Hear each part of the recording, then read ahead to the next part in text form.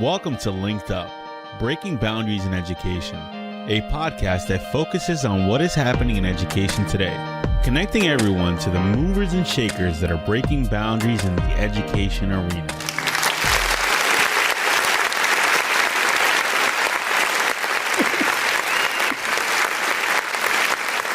Hey, this is Jamie and Jerri from LinkedUp Breaking Boundaries in Education, and this is a little different for us. Yes, Jerri and I are distant from each other, as we typically are, but I am in our studio for where Bravery Studios has their offices and their studios.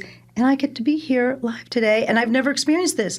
I'm always setting up for 20 minutes when Marvin telling me how to fix my lighting and how to fix my sound, and instead I luxuriously sat down with everything prepared. Jerri, I wish you were here, but we'll get you here. Well, I'm having FOMO. Yeah, I know. Fear of missing out because I wanted to see Marvin's podcast studio.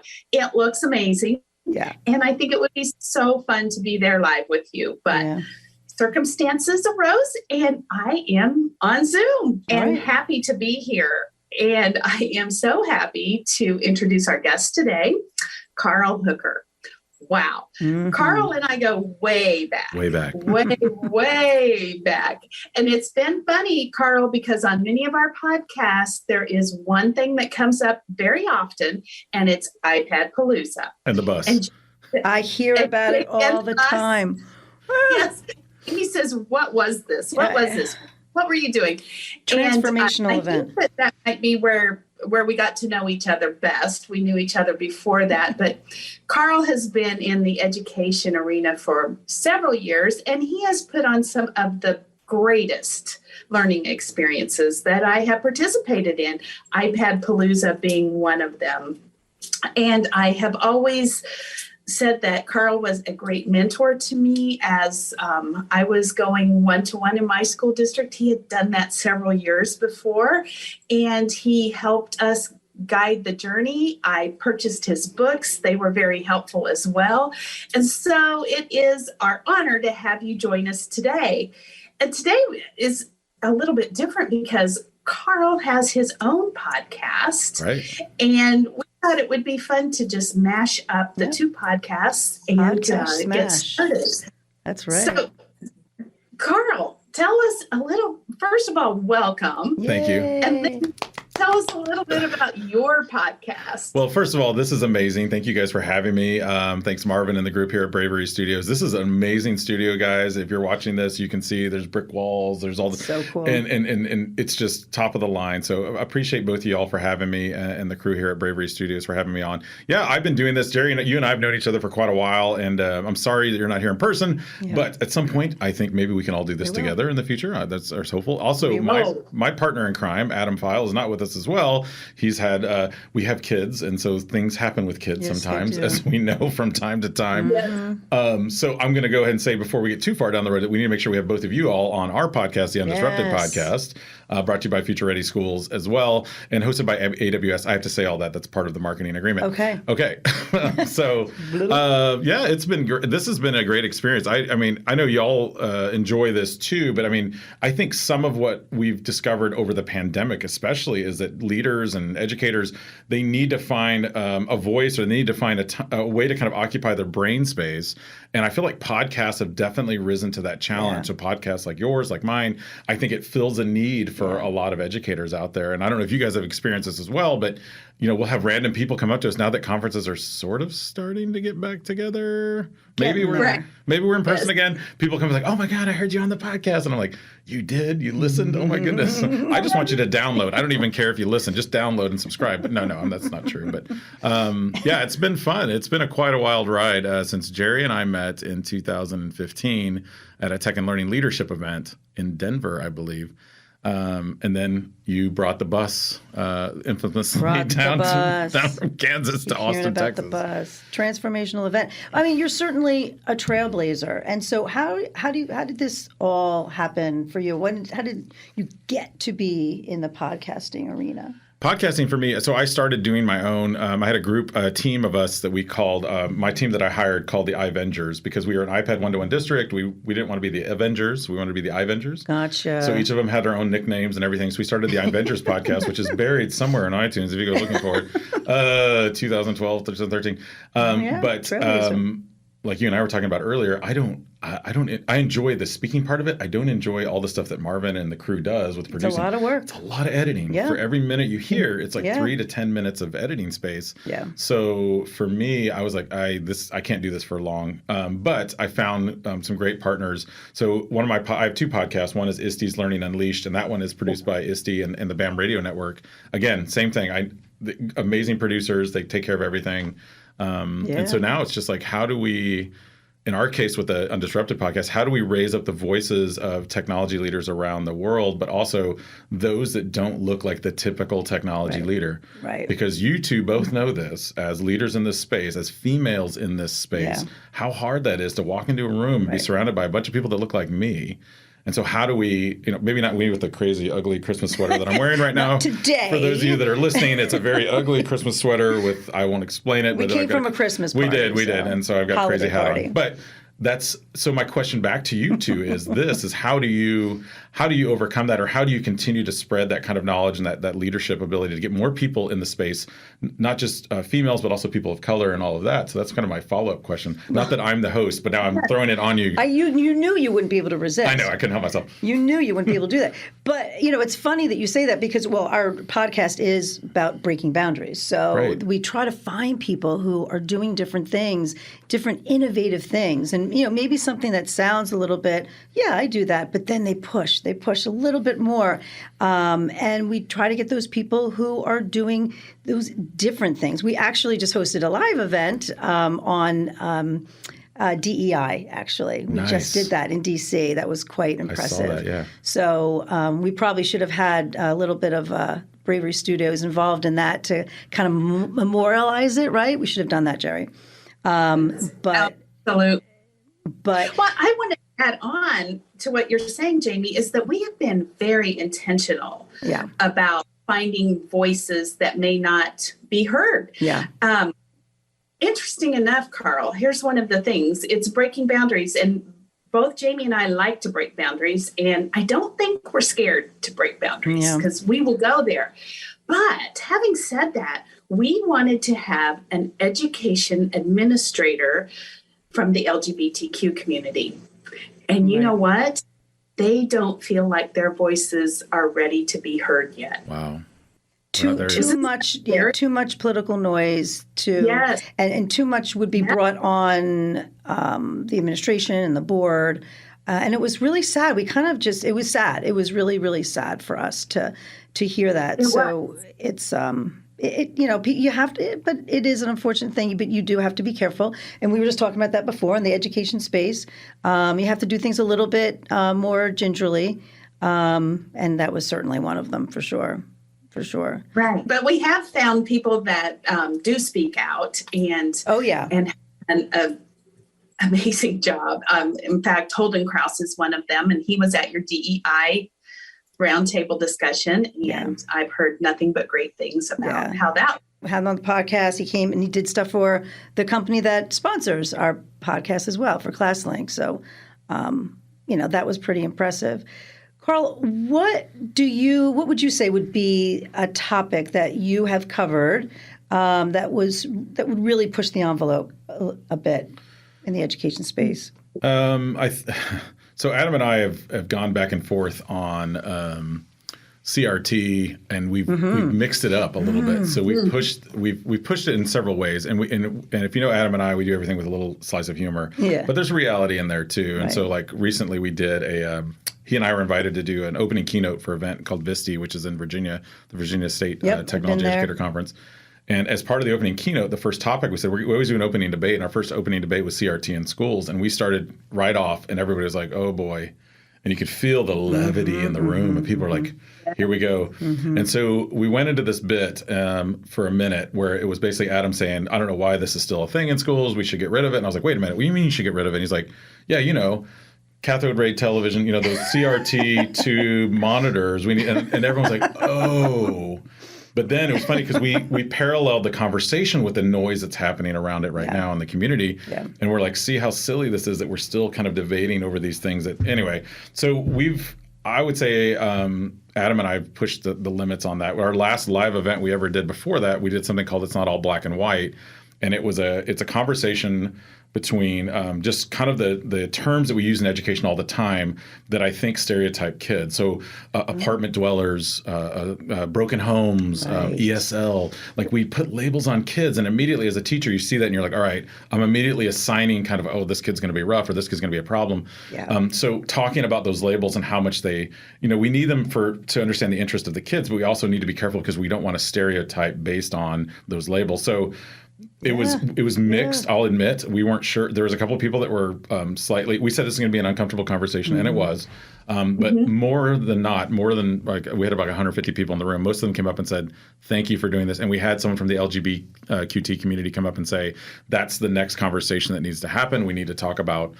How do we bring this forward? But I'm with you. We need to get that person that's willing to stand up and be a voice out there. And maybe 2022, for your podcast and mine, maybe we'll have that person that's willing to stand out there. But it is a lot. You're right. The noise, the political pressure, board meetings. Oh, my goodness.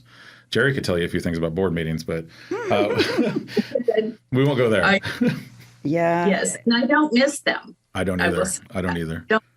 Yeah, that definitely downfall there. Right. Now, what about, do you have a favorite podcast? Yes, I do, and it's nothing to do with education. So. Okay, let's hear it. It's called the Tournament Poker Edge podcast, and it's by a comedian named Clayton Fletcher, who is based out of New York City, which is where we're close to. We're here in the studio, actually. And I play tournament poker, so I play in the World Series of Poker on the side. I didn't win, which is why I'm here. No. Loser. I know.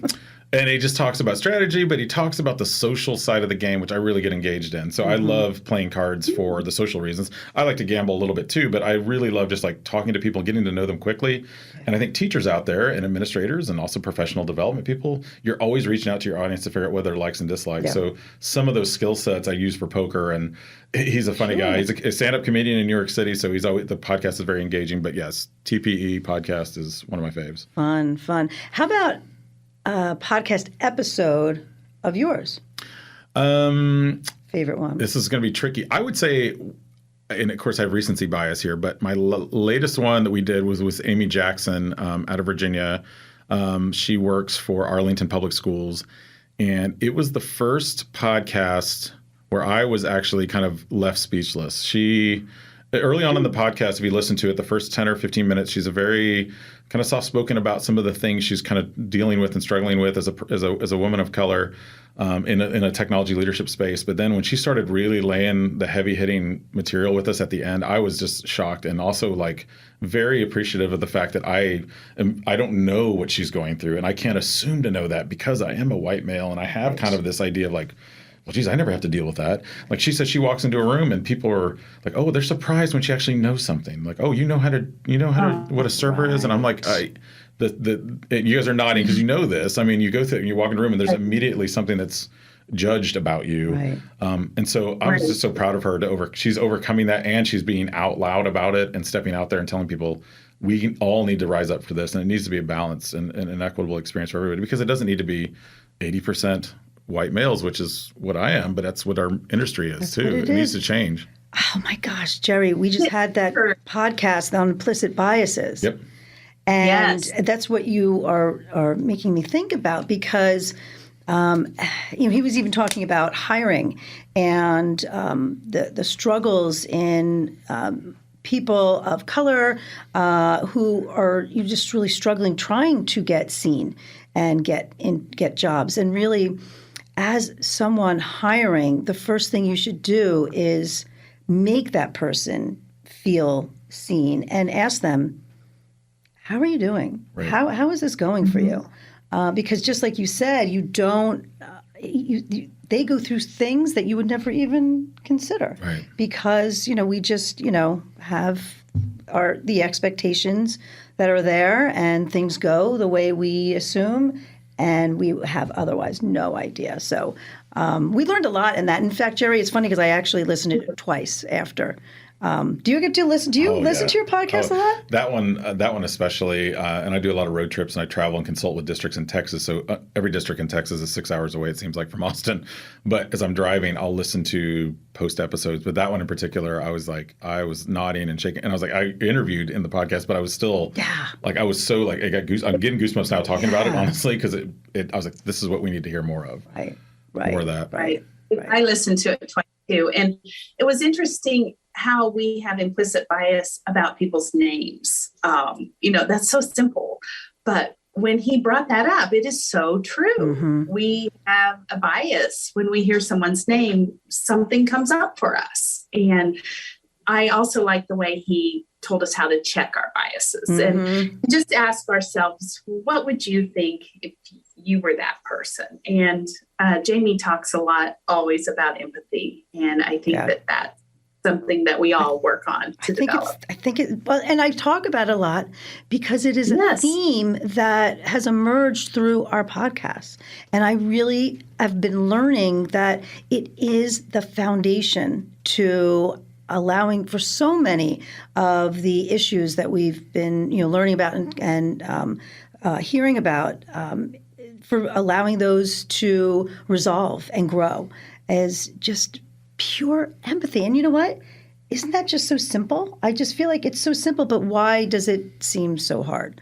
I don't understand it's it. It's not being trained. I mean, it's not part of schools. I mean, I'm writing a book right now that's about to come out called Ready, Set, Fail, and a big part of that book is failure and risk taking, but the empathetic layer that lays on top of that.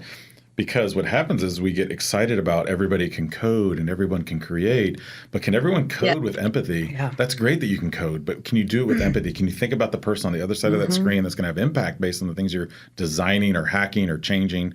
And so I think that layer needs to be brought up more in computer science. It needs to be brought up more in schools, but and maybe it doesn't need to be its own curriculum, but it definitely needs to be embedded in what we're teaching. Yeah. I mean, I think we're always just on this, train from starting in September, and you kind of get on it and then you just kind of go. But it really should, instead of being led by curriculum and pacing guides and all of those things, I mean, just giving time to you building in the classroom, that time to talk with kids. Right. Just work with them. And then the more that you show and model that empathy, the more that it's built in. But it needs to be just an expectation all around.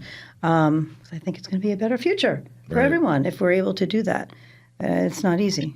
And speaking of futures, Carl, I have always considered you someone that is a visionary, looking out ahead. So when we look back a little bit as to COVID, what are you seeing as you look forward? What changes do you think are going to come to education as a result of COVID? Great question, which, by the way, if you're ever a podcast host, you want your guests to say great question because that means you've stumped them. No, but I think for me, and it's hard because I have 3 kids that are in the system right now, 3rd, 4th, and 7th grade. And I've started to see some of the challenges that we're dealing with geographic boundaries. So for instance, I've shared the story before, but my 7th grade daughter wants to take Italian. And her school doesn't offer it because there's not a teacher there that can provide it. However, a school across town does. And so when I talked to the principal, they're like, oh, we can bus her. I was like, why are we busing kids across town? We just learned over the last 2 years how we can do things remotely. Why are we even constrained by the geographic boundaries of our district? Why can't it be right? Can't we just take a teacher from in the state of Texas? Why does it have to be the state of Texas? Why can't it be the country? Or why can't it be in Italy? Right? Yeah. So I think the future, and I think we're starting to see the very early iterations of this. In 5 years, we're all sitting down having this conversation. My hope is that there's going to be some hybridization of this where you have 0 hour or an online course where some kids are going to go to a lab and maybe there's a TA or a paraprofessional that's there to just make sure they're not getting into mischief. But this kid's taking computer science and this one's taking Italian and this one's taking whatever. And they can all take classes from different people. Yeah, of course. But you still have the physical institution of a building, which I think we're still tied to. So I think we're in what I call the horse and buggy automobile phase of this part of education. Because remember when that happened, there's accidents everywhere. We don't remember that because we weren't there. It was 1906. We heard about it. We heard about the stories, but cars were crashing into horses and bikes. And I think we're in that phase where we're sharing the road, but we don't know. It's going to be messy. But in 5 years, I think the future is actual personalized learning, which the three of us all believe in, it may actually happen in our lifetime. Might happen. I mean, and maybe the pandemic helped us with that. I don't know. Right. We talk about the silver linings all the time. But I mean, it's true. I mean, we had distance learning. I remember being in schools where they had the big, huge TV monitors. You could see. Right. Yeah. And then they had, they paid a contract to some other place, right? Because they didn't have that chemistry teacher or that physics or that Italian teacher. But all the kids will go into that room and you have that big, huge TV thing. And I mean, it worked. So, but then it disappeared. It disappeared. Where did it go? Why? I Hmm. guess, I don't know, was it money? But that was the point. It was saving money. But I mean, now it's kind of like, right. You why? pay a full-time teacher, and let's say you have 14 or 16 kids that want a course that doesn't exist. Now, listen, you have to make a course. So usually it's like, well, we'll take the football coach who's got an extra period and he's going to teach computer science. Right. When in reality, we don't have to keep doing that, but I think traditionalism overtakes us, and we feel like we have to have a full-time person that's vetted in the community. In actuality, it needs to be like, this is the perfect time to outsource that to someone who is excited and interested and can be an engaging online teacher. Then why not do that? And I think there's a couple companies that are starting to be on the forefront of this, and I'm excited to see what they turn out. But I think that's kind of my answer to your futuristic question there, Jerri. Yep. We need that. Yes. Another question. How many years then have you been podcasting? Did you say? This is so I started in 2012, 13, but then I took a hiatus as we all know, work kind of overcomes some of it, and it just became harder to do it. Yeah. 2019, Adam and I started, and then Isti actually reached out to me about doing the Learning Unleashed. So both of those started prior to the pandemic, and then when the pandemic hit, it was just full bore. We were doing it all the time, episodes left and right. All right, so this is what we want. We know we have Marvin to help us all the time, but we're still always looking for tips. What would you say would be your top 3 podcasting tips? Well, the first one I already told you. Whenever you can get a podcast guest to say, good question, that means that you've stumped them. All right, work on that. My second one, ding, thank you. Good. The second one would be sound effects. Ding. That was perfectly fine. Oh, well done. Which we don't have. We have post-edit sound effects, but this is great to do it live. This is amazing. Jesus, what can I throw at Marvin next?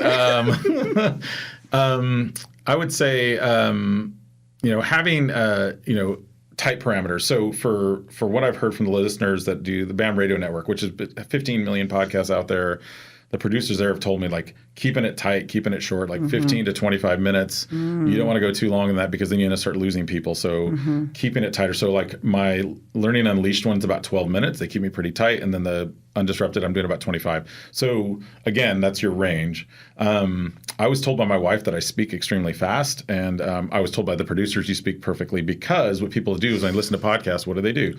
They speed it up to 1.5 times. They speed it up to 2 times, right? I do that. Don't you guys do that? Yeah. You do it naturally. Yes. I do, but I just happen to speed it up for you. So all of a sudden I'm talking to you.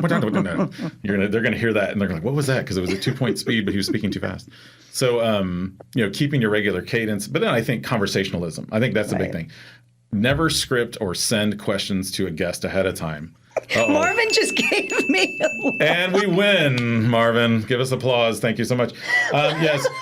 Because if they're scripted, it's not going to come out naturally. And I learned the hard way with that, because it was like pulling teeth to get them to speak naturally about stuff. So when people have really been nervous, I've said, well, these are generally the topics we're going to talk about, but I never give them the questions. So that was 2 tips, 3 tips. I don't even know, Marvin. We're keeping track, but yes. Jerri, that is so funny. When we first started,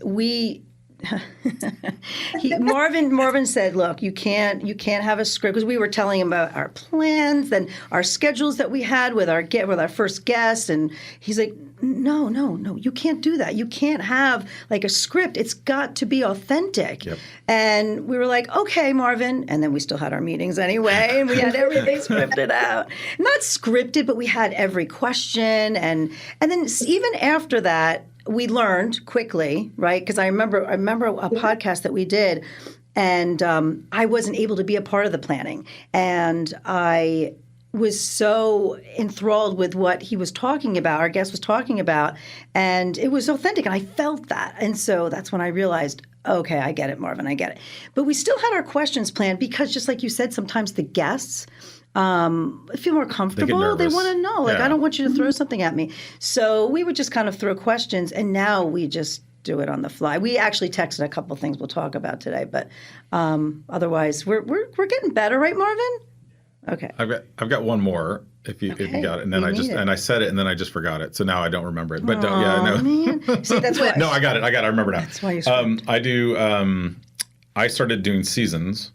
So I know the podcast can run, but I like to do seasons. So in our case, I try to do a 10 or 12 episode season. And then what I do is I thematicize the season. So this season we're focusing on equity. Next season we're focusing on inclusion. Next season we're focusing on accessibility, whatever it is.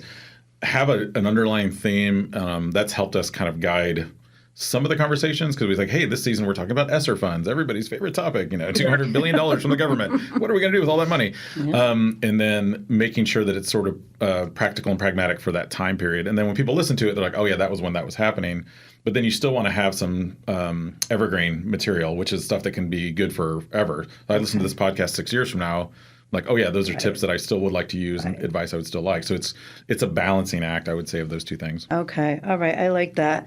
Well, that's funny because we actually kind of do. We don't have seasons. Well, this would be our first season, I guess. We're 60-something episodes, right? It's a long season. You need to chop it up. It's a long season. Okay, we can do that. Huh. But it's our second year. We had an anniversary episode, so we kind of launched into our second year.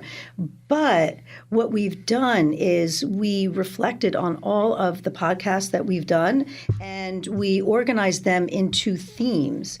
And so we made these we call them choice boards. Oh, I love it. And our marketing team at ClassLink has organized them into different pages online. So that way we can share them with schools, and teachers can get 0.5 CEU credit hours. Right. So that's stepping it up another level. All right. I'm now taking notes on my phone. It's good. This is called collaboration. This is why we do it. That's right. That's what it's all about. But it is a really great thing.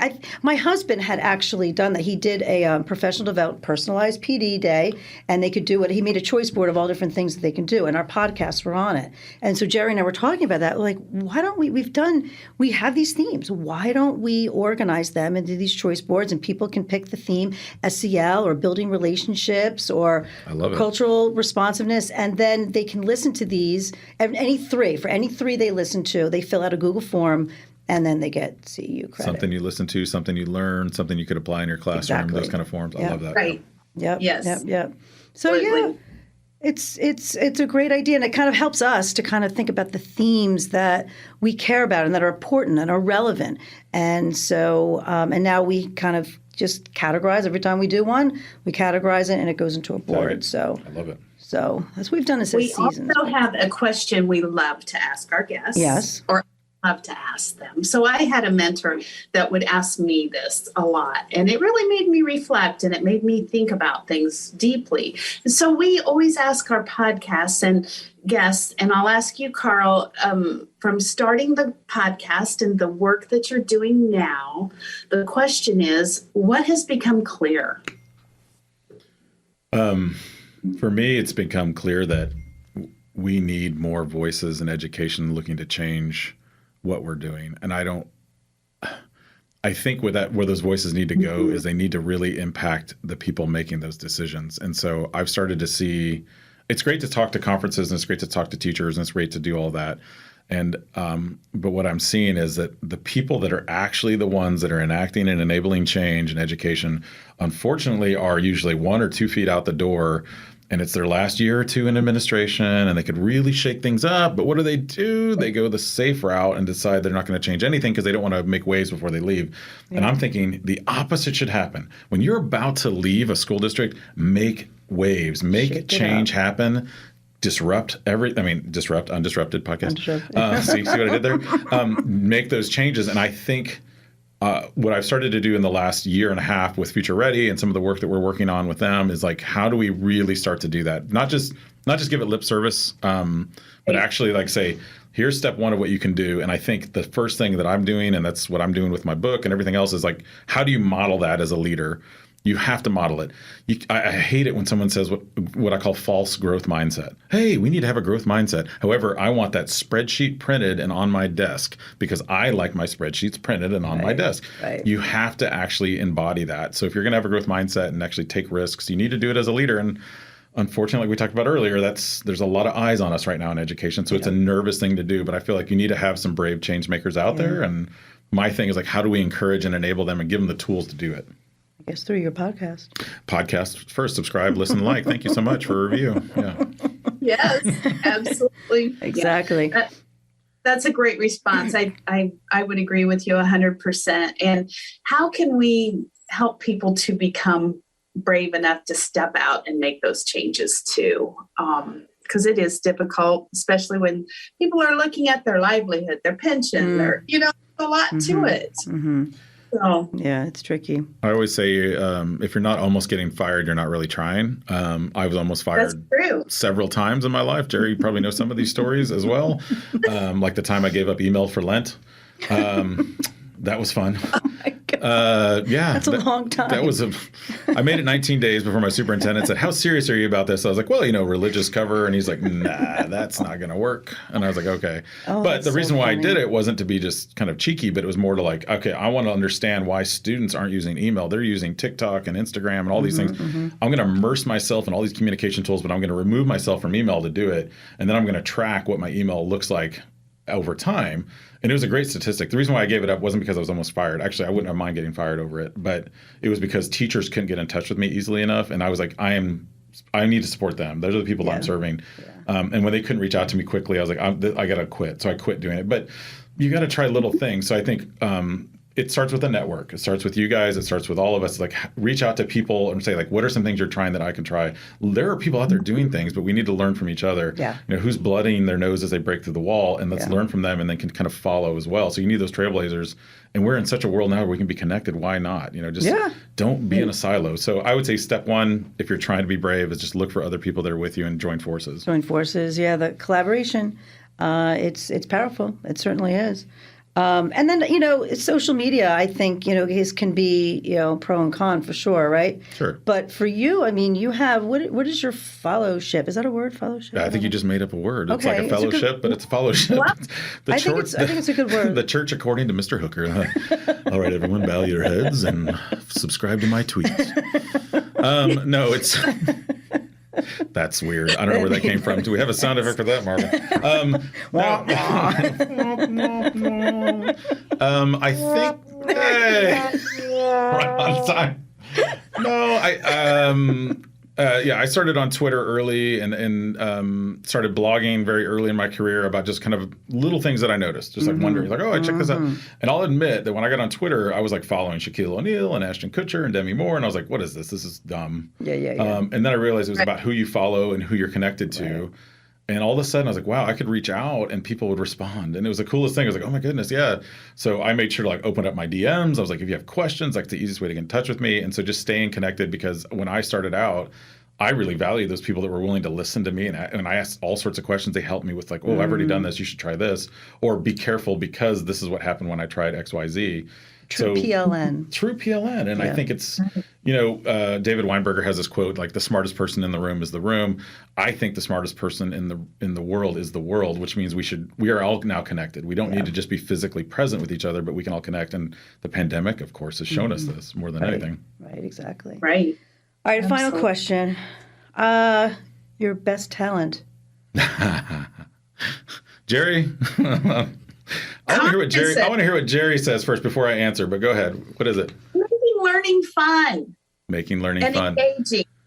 Yes, and engaging and empowering people to change. That's what iPad Palooza was all about. People would come home so excited about what they had learned. And you also had us learning without knowing we were doing it. That's a gift. That's a gift. Games and activities that we were doing. We were learning all along the way, having fun, collaborating, and taking chances. That's a gift.